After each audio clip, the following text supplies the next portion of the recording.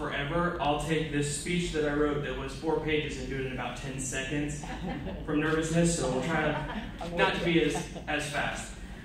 Theodore Roosevelt said that a boy who is going to make a great man must not make up his mind merely to overcome 1,000 obstacles, but to win in spite of 1,000 repulses and defeats.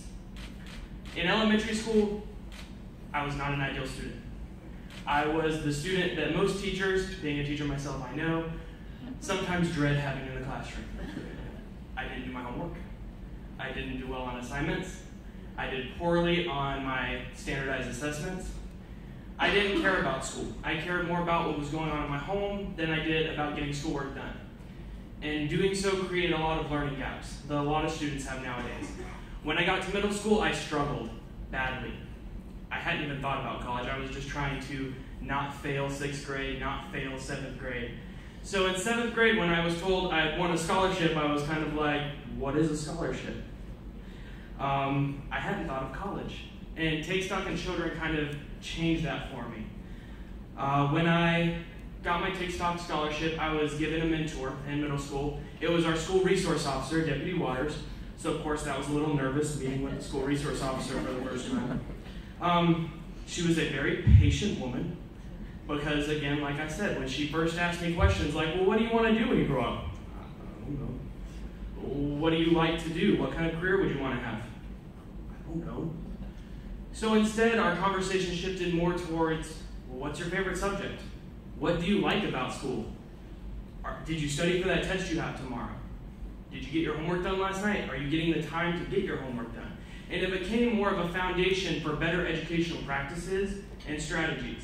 She helped lay that groundwork so that as I got to high school, although I still struggled, I had a better understanding of how to prepare myself. When I got to high school, because Deputy Waters stayed at the middle school, that was her assigned location, I received a new mentor, and that was Miss Livingood, who I was so happy to see up there on the screen just a minute ago. Miss Livingood, when I first met her, I was really nervous because I had already built a bond over 2 years with Deputy Waters. I was really worried that I wasn't going to have the same one, and I ended up not needing to worry for long.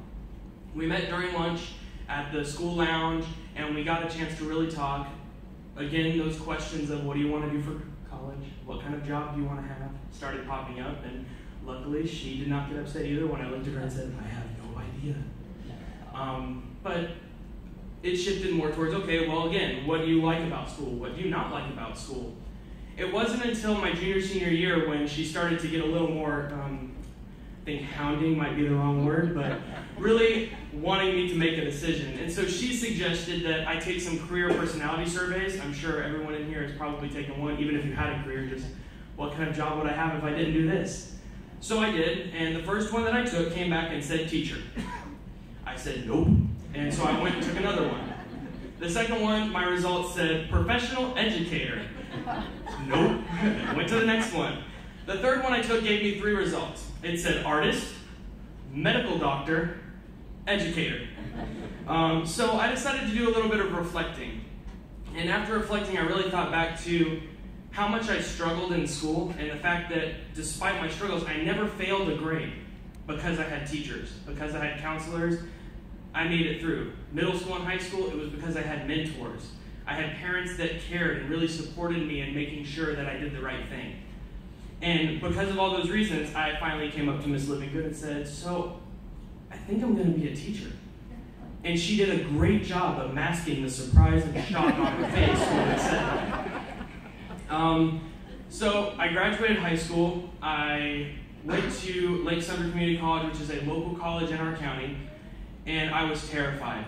I didn't have friends on campus. I didn't have bonds with teachers, so I was really concerned with understanding what to do. And that's where the Take Stock Foundation really stepped in. I was able to call the office to ask questions like, well, who do I contact for registration? Who do I talk to about financial aid? How does all this work? Are they just going to mail me a check for all the money that I'm getting from the scholarship? What do I do? And they were able to guide me the right way and help them make the process a little bit smoother. No one in my family had ever graduated college, so while they supported me and they wanted me to do well, they didn't have the experience that they could share with me. I was, like I know one of the fellowships said, I was that first one. I was doing all of it by myself. Thanks to Take Stock in Children, I was on the president's or dean's list the entire time I was attending my first 2 years, which I think surprised my parents because I don't know if they thought that I could get better than a C on a report card. And then I went to UCF and graduated with a Bachelor's in Science degree in elementary education, as well as an ESOL endorsement and a K-12 reading endorsement. Currently, it inspired a look for learning because I'm currently working on a master's degree in school counseling. So for the past 7 years, and I know some of this is in that little program page I read, I was wondering if I should cut it, but since I didn't read it, I know that some of you probably didn't. For the past 7 years, I've actually been teaching within the county that raised me. I did my first 4 years at a small school called Beverly Shores Elementary. I deliberately applied for that school and only that school my first year teaching because it was the lowest performing elementary school in the county. And I figured it would be a good trial by fire for teaching right off the bat. And it was. A lot of the students have home lives, some of them similar to my own, some of them far different from my own, far worse, heartbreakingly different. For the past 3 years, I have worked for an amazing administration over at East Sides Elementary. My principal showed up, drove all the way up here just to support me today. He's back there filming me right now, so I'm trying not to look too much at him. I have head up the Gifted program there. I have been a teacher of the Gifted for the last 3 years, as well as a robotics and engineering program with 3rd, 4th, and 5th graders.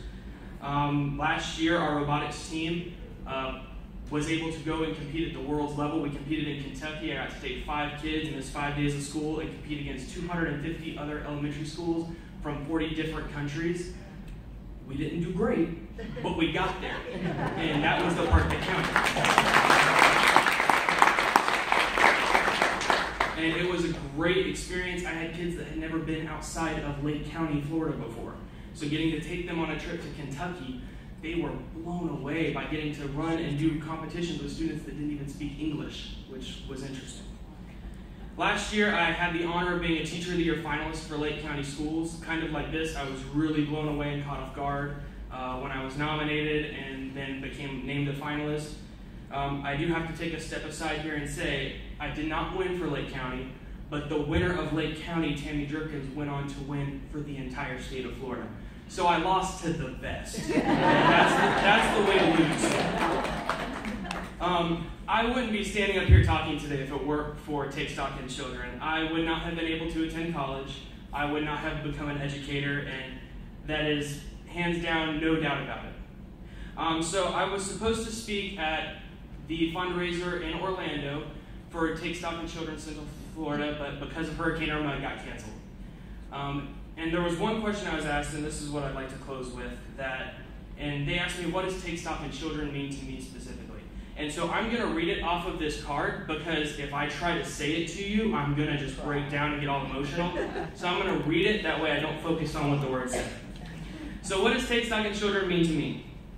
Take Stock in Children chose to give a scholarship to a child from an imperfect home. They chose to give a scholarship to a child who did not get straight A's on all of his assignments, or even B's or C's.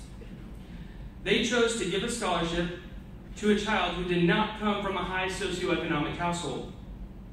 They chose to give a scholarship to a child who did not come from a line of college graduates.